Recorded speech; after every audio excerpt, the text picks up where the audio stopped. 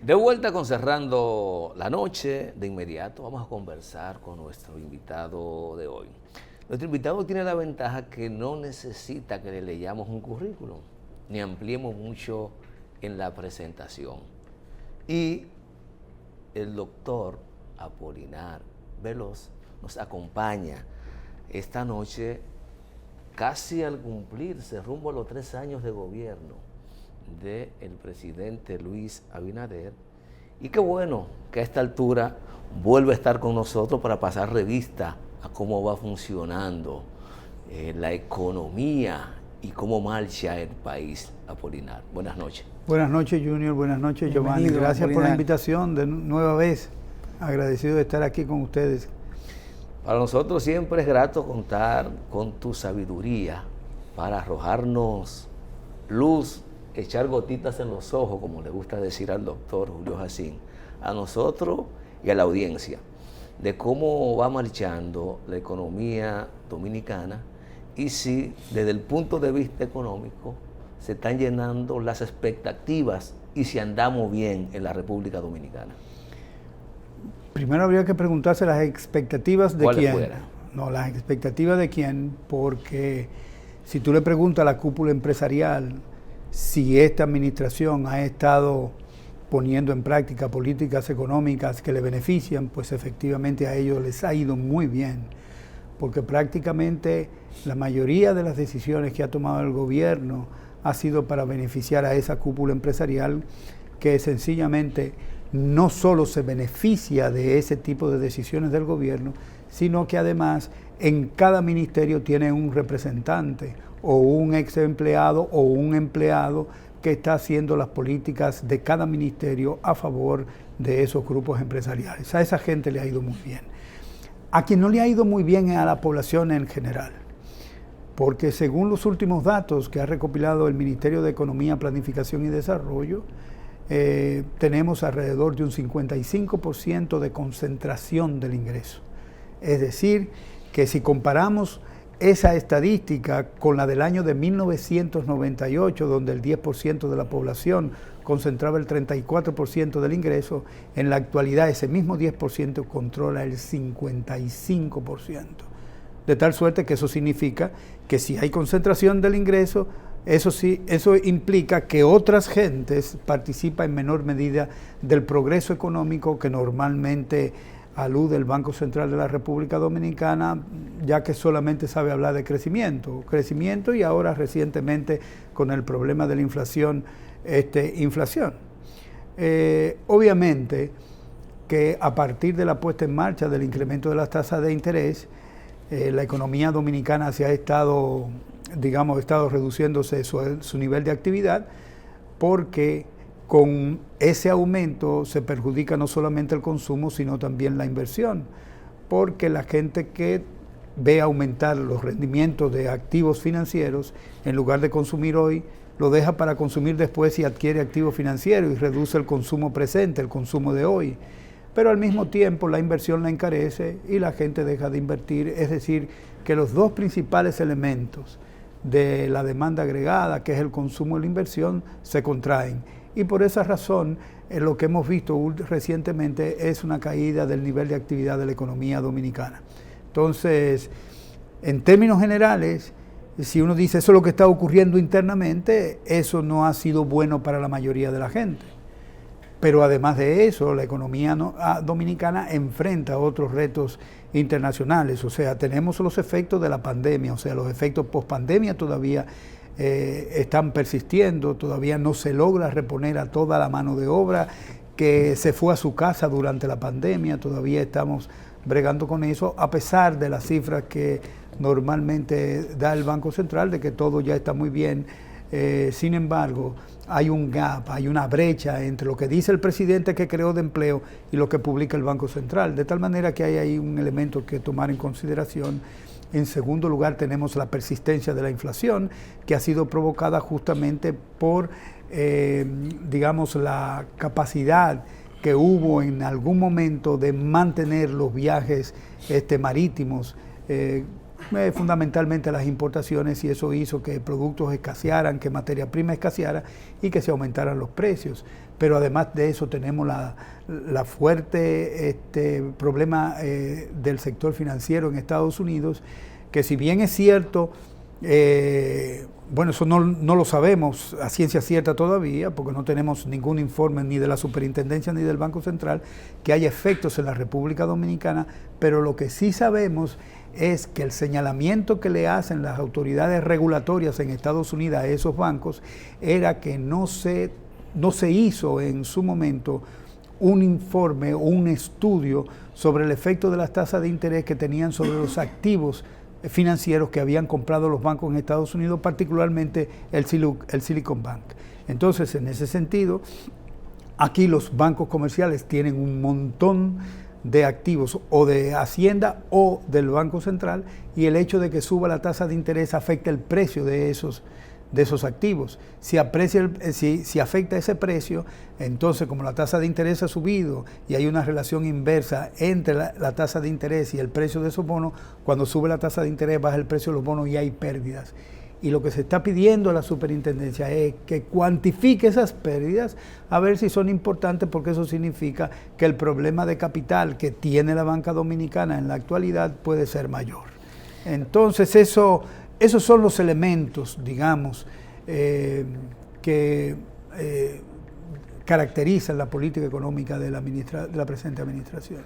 ¿Cómo puede Junior Espinosa entender, Giovanni, Melvin, que nos ayuda hoy, la gente que está en su casa, que en un momento en que la población está siendo afectada de manera agresiva por una escala de inflación, una escasez de recursos, entonces desde los estrategas de las políticas monetarias y financieras se disponga un aumento de la tasa de interés, sabiendo el efecto que tiene eso en los consumidores finales? Escúchame, Junior, escúchame, profesor, rápido ahí, porque se va a perder con la respuesta que dio ahorita en su conversación anterior. Usted habla que la banca dominicana tiene problemas de capital, no es lo mismo liquidez. Mira, no tiene problema de capital porque el Banco Central y la Superintendencia de Bancos le dieron licencias para no contabilizarle esa falta de capital, y le dieron 2 años para la capitalización. Entonces, se supone que dentro de poco deben rendir un informe de que se resolvió ese problema. Y durante la pandemia, todos los recursos que supuestamente dio el Banco Central para el público, no fue para el público, fue para la banca. ¿Para resolver qué?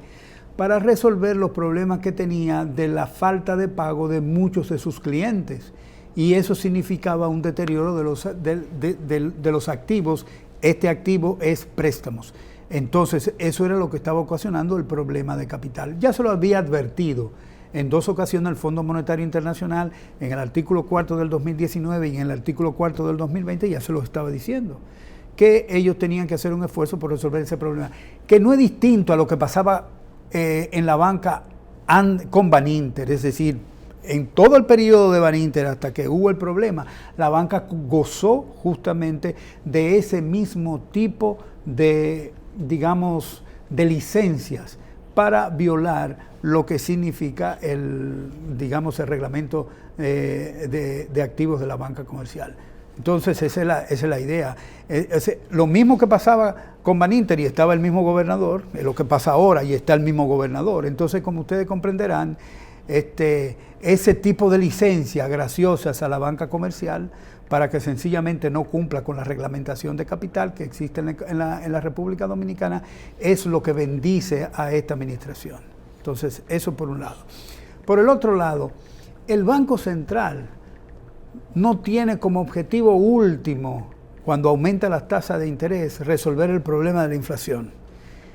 Efectivamente, ese problema lo ataca, pero lo fundamental en el Banco Central es que lo que quiere proteger es el tipo de cambio, porque dentro de sus protegidos, es decir, de los protegidos del Banco Central, están los importadores y está el gobierno por la deuda pública.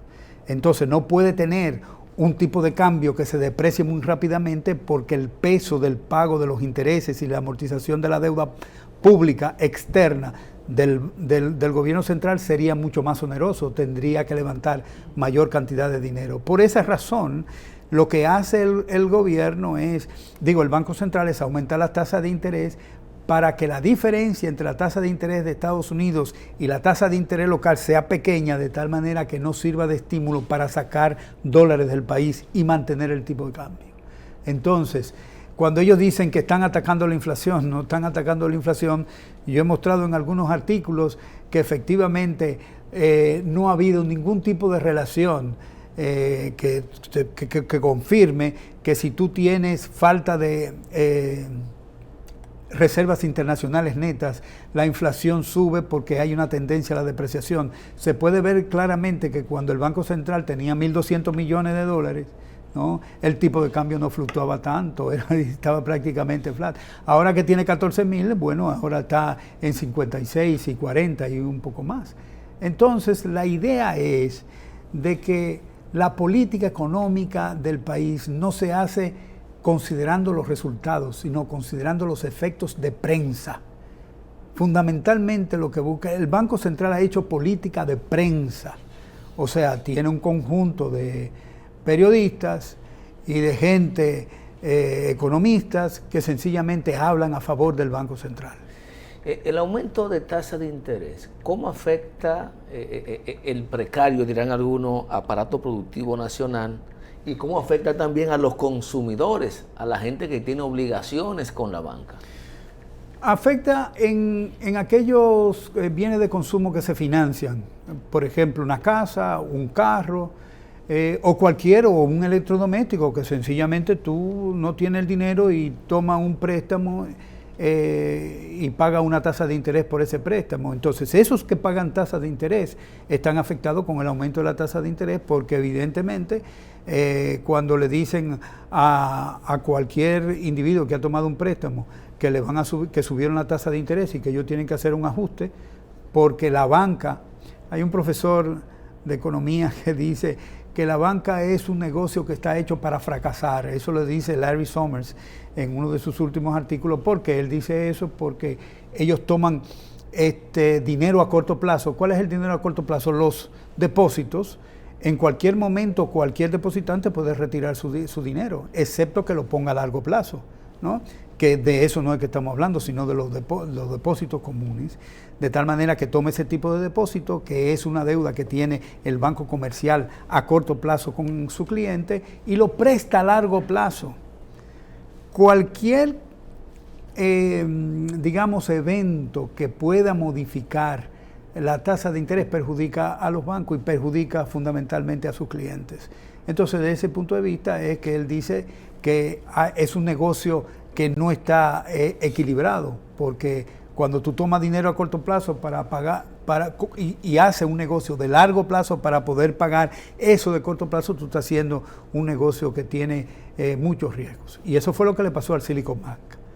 Lo que le pasó al Silicon Bank es que recibió muchos depósitos de todas las empresas de tecnología que estaban creciendo muchísimo, pero esas mismas empresas, cuando el banco le decía te voy a prestar, no quería préstamos, no, nosotros tenemos suficiente efectivo, no necesitamos préstamos.